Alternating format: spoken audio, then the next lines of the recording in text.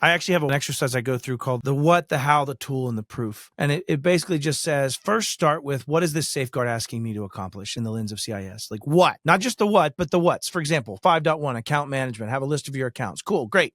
Active Directory. Okay, what about local admin accounts? What about accounts in every different SaaS platform you use that isn't tied to SSO? What about the local account on your cell phone? What about the? Okay, now that we've got the what about these, here's the what's. Now, how do we go about this? All right, we need to have something that can capture all of these different various things that I can update. That's what I need. And then you go, the tool. It's Excel. Got it. Excel solves this one for me. Maybe it's something else, but my point is like, it's about focusing on the, what am I saying I'm going to accomplish? Then focusing on what does that really mean in actual contextual language? And you may decide you can only do 50% of it right now, but now you know exactly what your defined edges are. You can set expectations. It goes back to your point, Jeffrey. And I think that as you start doing that, then you land on a tool. Well, that doesn't work. You can't be at a conference and do all of that. You have to be ready with what needs and design requirements I have that I need to meet. I've got to know how I'm going to execute this. That's why I do the how before the tool even. I want to know what I'm going to do. Now, the tool might change a little bit of the how, but the overarching how is going to be there, right? Here's what I said I've got to do to make this happen. I have to write new names of devices in this list. But now I got a tool that automates it. Great. It's going to write it then.